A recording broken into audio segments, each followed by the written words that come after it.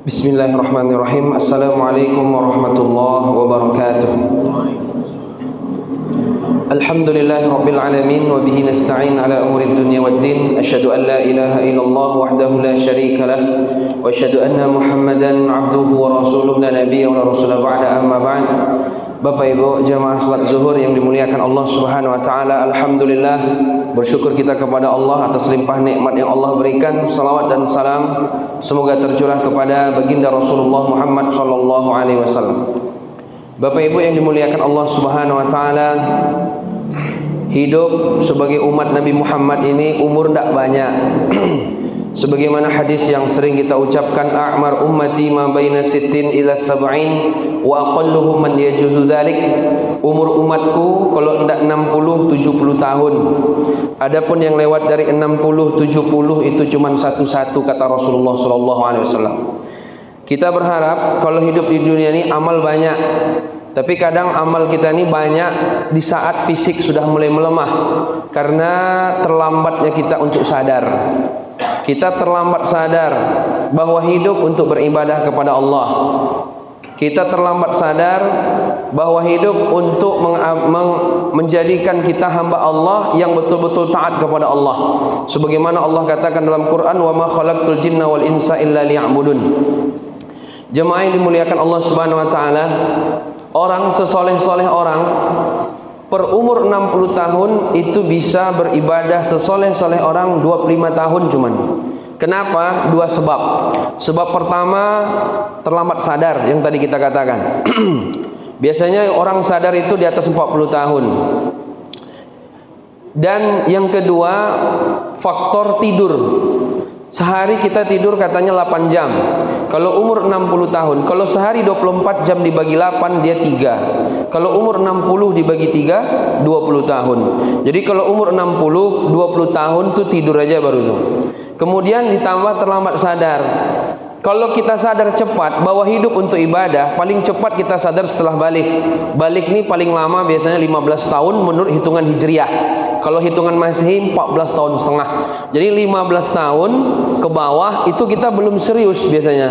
Kelas 3 SMP ke bawah kita belum serius biasanya jemaah. Maka kalau misalnya 15 tahun ke bawah ditambah 20 tahun tidur 35. Maka kita katakan tadi sesoleh-soleh orang dia sanggup beribadah cuma 25 tahun dari umur 60 tahun. Apalagi kalau dia yang kita sebutkan 3 bulan menjelang pensiun baru soleh. Nah ini masalah ini. Maka sebenarnya kalau kita tanya, kalau kita nanti mati, yang melanjutkan ibadah kita itu siapa? Anak ruh kedua orang tua. Makanya dalam satu hadis Nabi mengatakan, idza matal insan inqata'a 'amaluhu illa min thalathin. Kalau manusia mati, amalnya putus. Tidak bisa lagi kita salat qabliyah seperti ini, tidak bisa. Tidak bisa kita lagi salat zuhur berjamaah, tidak bisa. Karena kita sudah mati.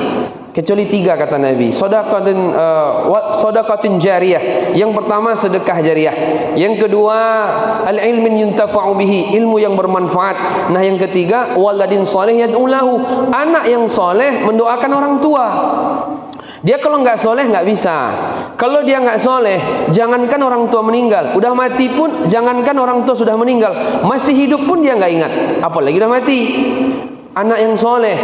Yang kedua, kenapa yang mendoakan? Anak soleh yang mendoakan orang tua. Karena kalau anak ingin menghadiahkan pahala, baik itu berupa misalnya haji, dia harus haji dulu. Kalau dia ingin mengajak orang makan, lalu diajak orang makan, disedekahkan ke orang tua, butuh biaya.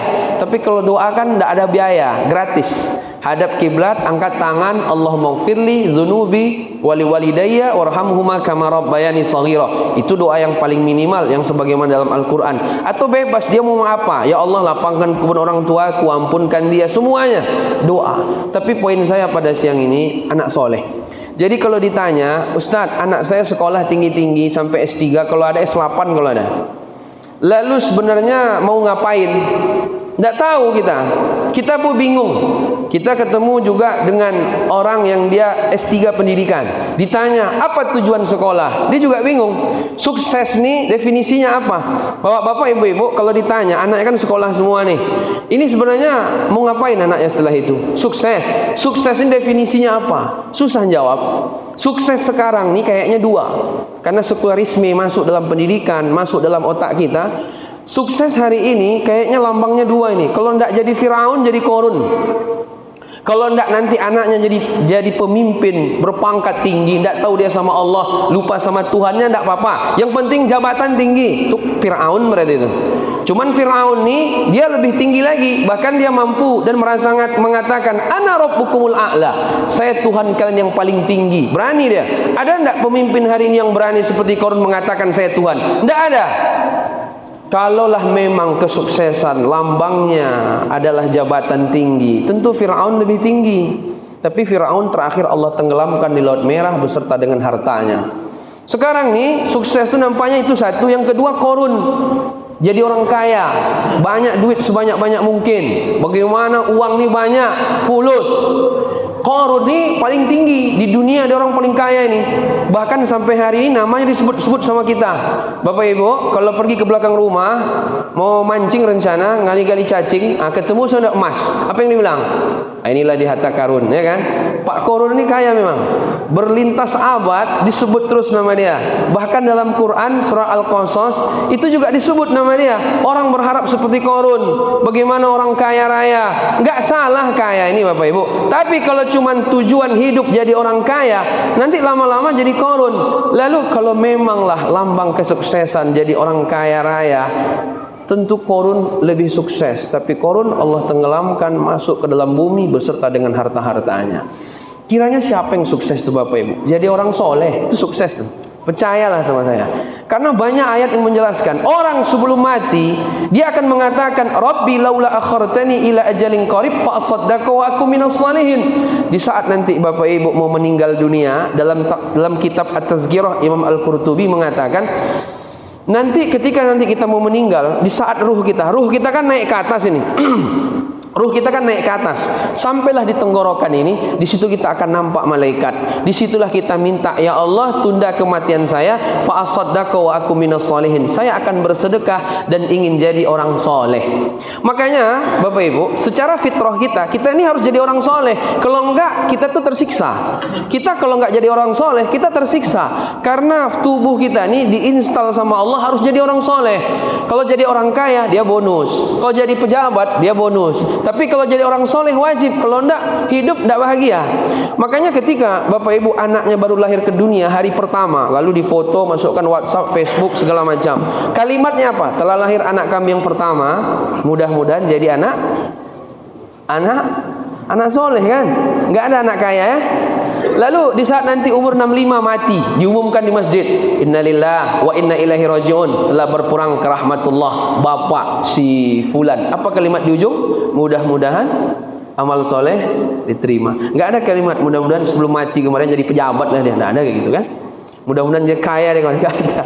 Semuanya pengen orang soleh. Ketika mau mati, di saat dicabut ruh dari jasad kita, kita minta lobi Allah, Rabbi laula akhartani ila ajalin qarib fa asaddaqu aku minas salihin. Tunda kematian saya ya Allah, saya ingin jadi orang soleh dulu. Wa la yuakhirallah nafsan idza jaa ajaluha wallahu khabirum bima ta'malun. Berpisah ruh dengan jasad, habis itu masuk alam barzah, datang ayat hatta idza jaa ahadahumul maut qala rabbirji'un la'alli a'malu salihan fima tarak. Ketika sudah mati, dia minta ke Allah. Bapak belum mati kan? Nah, nanti kalau udah mati coba aja lah. Mesti pengalamannya ada nanti sekali-sekali dapat seorang-seorang kita nih. Ketika sudah mati dia minta, ya Allah kembalikan saya ke dunia, saya juga ingin jadi orang soleh.